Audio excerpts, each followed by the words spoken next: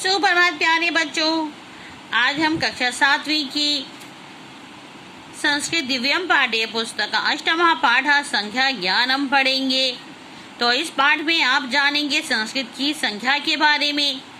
संख्या का प्रयोग विशेषण के रूप में होता है, अतः विशेष्य के लिंग, विभक्ति और वचन के अनुसार ही संख्यावाची विशेषण शब्द का लिंग, विभक्ति और वचन होता है।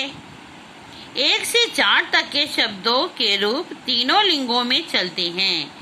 5 से आगे सभी संख्यावाची शब्दों के रूप तीनों लिंगों में समान होते हैं।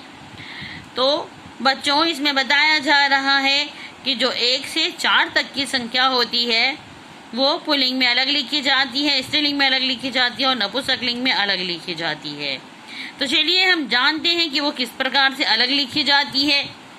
ये देखिए, एकः बालकः पठति, यानी कि एक बालक पढ़ता है।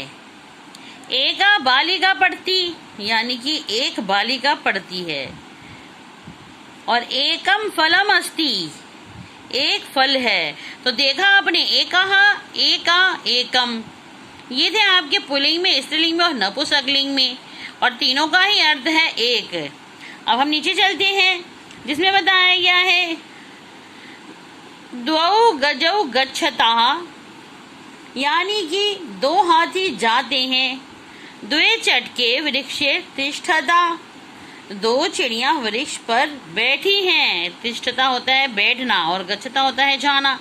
ये तो आपको पहले भी बताया जा चुका है। द्वे फलेस्ता, इसका अर्थ है आपका 2 फल हैं।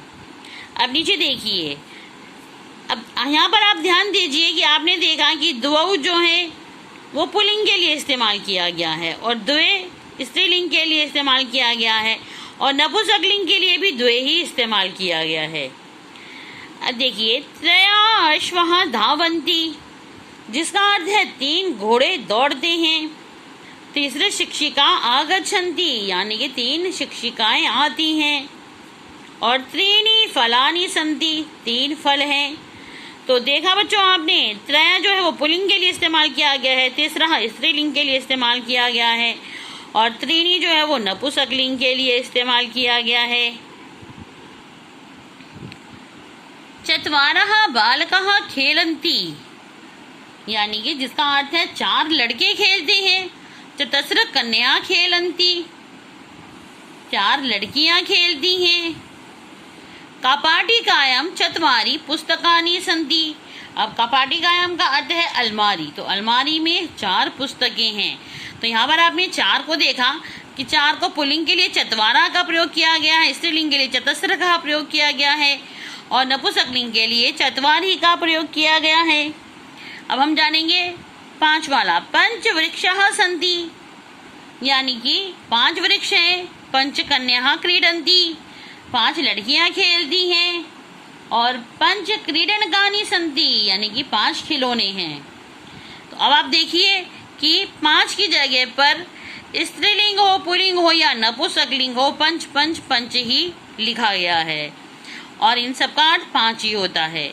तो आपने देखा कि 4 तक की संख्या है उसमें पुल्लिंग, स्त्रीलिंग और नपुंसकलिंग के जो होते हैं वो अलग अलग शब्द इस्तेमाल किए जाते हैं, लेकिन 5 संख्या के बाद जो संख्या होती है वो स्त्रीलिंग हो चाहे नपुंसकलिंग हो चाहे पुल्लिंग हो, उसमें एक समान रहती है। अब हम चलते हैं आगे। अयम मम विद्यालय अस्ति, यह है मेरा विद्यालय है। अत्र एक मुख्य द्वारम द्वे अन्य प्रवेश द्वारे च स्तः, यहाँ एक मुख्य द्वार और 2 अन्य प्रवेश द्वार हैं। त्रीणि क्रीडास्थानानि चत्वारः विभागः कला वाणिज्यं विज्ञानं संगीतं च सन्ति, 3 खेल के मैदान और 4 विभाग कला, वाणिज्य, विज्ञान और संगीत हैं। अब यहाँ देखिए आप, मम विद्यालय 5 तलानि सन्ति, मेरे विद्यालय में 5 तल हैं। तल कहा जाता है फ्लोर को, क्योंकि आप समझेंगे तो तल जो है वो फ्लोर को कहा जाता है। प्रथमे तले 6 कार्यालयः सप्त प्रयोगशालाः च सन्ति, तो प्रथम तल में यानी कि पहली मंजिल पर 6 कार्यालय और 7 प्रयोगशालाएं हैं। द्वितीये तले सङ्गीतस्य अष्टकक्षाः सन्ति यत्र विभिन्नानि वाद्ययन्त्राणि अपि सन्ति। दूसरे तल पर संगीत की 8 कक्षाएं हैं जहाँ विभिन्न वाद्य यंत्र भी हैं। तृतीये चतुर्थे तले च विभिन्न विषयाणां कक्षाः सन्ति छात्राः अत्र पठन्ति। तीसरे और चौथे तल पर विभिन्न विषयों की कक्षाएं हैं, यहाँ छात्र पढ़ते हैं। विद्यालये 9 संगीतस्य 10 वाणिज्यस्य 11 विज्ञानस्य 12 च कलायाः अध्यापकाः सन्ति। विद्यालय में संगीत के 9, वाणिज्य के 10, विज्ञान के 11 और 12 कला अध्यापक हैं। अब देखिए, अत्र एक सुंदरम उद्यानम अस्ति, यहाँ एक सुंदर उद्यान भी है, यानी कि सुंदर बगीचा भी है। 13 वट वृक्षः, 14 आम्र वृक्षः, 15 जम्बू वृक्षः, 16 च पुष्प वृक्षः अस्य शोभां वर्धयन्ति। 13 बरगद के पेड़, 14 आम के पेड़, 15 जामुन के पेड़ और 16 फूलों के पेड़ इसकी शोभा बढ़ाते हैं। मम विद्यालये एकः चिकित्सालयः अपि अस्ति, मेरे विद्यालय में एक चिकित्सालय भी है। यत्र 17 पलङ्काः रुग्णानां छात्राणां कृते सन्ति, जहाँ 17 पलंग बीमार छात्रों के लिए हैं। 18 सोपानानि छात्राणाम् आवागमने सहायकाः भवन्ति, 18 सीढ़ियां छात्रों के आने जाने में सहायक होती हैं। मम विद्यालयः 9 वर्षाणि पुरातनः अस्ति, मेरा विद्यालय 19 वर्ष पुराना है।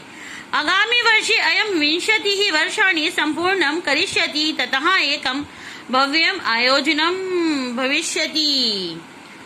आगामी वर्ष में 20 वर्ष पूरे करेगा, तब एक शानदार आयोजन होगा। तो देखा बच्चों आपने किस तरह से यहाँ पर संख्या को बताया गया है। तो यहाँ पर विशेष क्या दिया गया है, चलिए हम एक बार पढ़ते हैं। एक शब्द के रूप में केवल एक वचन में तीनों लिंगों में चलते हैं, और द्विशब्द के रूप केवल द्विवचन में तीनों लिंगों में चलते हैं। त्रि और चतुर शब्दों के रूप केवल बहुवचन में तीनों लिंगों में चलते हैं, और 5 से आगे की संख्याओं के रूप तीनों लिंगों में समान रहते हैं। तो जो मैंने आपको बताया था यहाँ पर विशेष में भी वही बताया गया है। इसके नीचे जो शब्द कोश है उसको आपको अपनी कॉपी में करना है।